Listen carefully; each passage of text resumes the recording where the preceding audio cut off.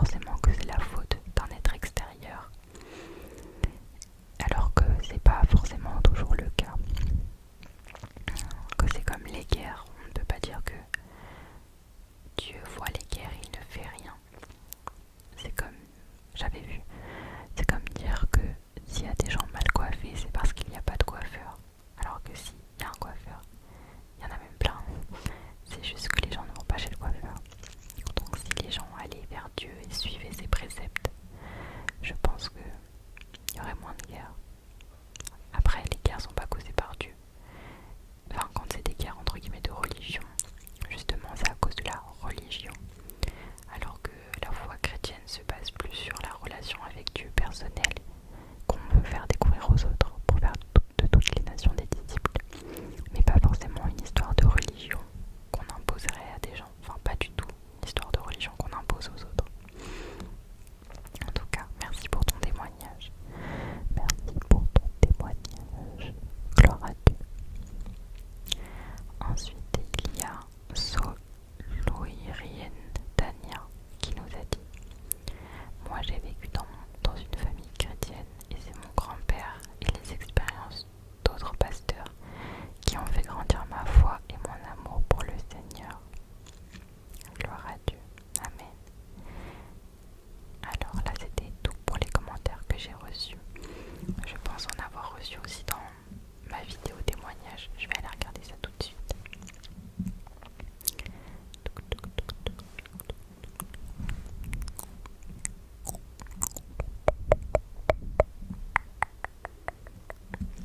Alors, ça, non, c'est pas un témoignage.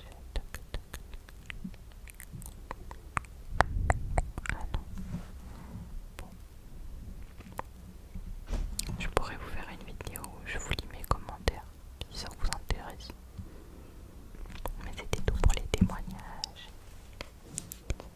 Comme je vous ai dit, si vous voulez raconter votre témoignage dans une partie 2, je suis preneuse. Donc moi j'ai fait une vidéo il n'y a pas longtemps où je vous racontais mon témoignage. Donc je vais pas m'étaler, mais je vais quand même vous raconter un peu histoire d'endormir ceux qui ne se sont pas encore endormis. Mais moi aussi, en effet, j'ai grandi dans une famille chrétienne, mais qui n'était pas forcément très pratiquante. Ma maman l'est, mais mon papa l'est pas forcément. Il croit peut-être en une force extérieure, mais il saurait pas vraiment dire que voilà, Jésus est Dieu, tout ça, genre, c'est assez lointain pour lui.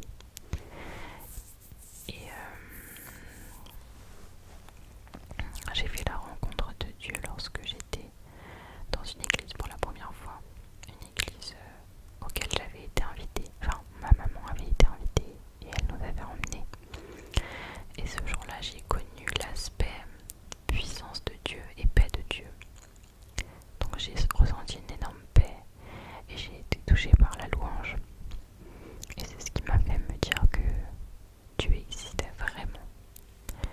Par la suite, ça a été pendant le confinement. Pendant le confinement, je regardais beaucoup les lives de gospel et les vidéos de gospel en général, les vidéos de savoir chrétien, Noémie aussi. Mais ouais, pendant le confinement, j'ai eu un switch, genre vraiment tous les contenus que je regardais sur mon téléphone, c'était chrétien, des prédications. Genre vraiment, mon confinement a été vraiment béni. Et en sortant du confinement, du coup, j'ai voulu trouver une église. J'ai trouvé une église. J'y suis pas forcément tout le temps retournée. J'étais pas très assidue les dimanches parce que je reprenais un peu le rythme de ma vie en fait après le confinement. Et voilà. Et en soi, pendant une longue période, j'étais comme je stagnais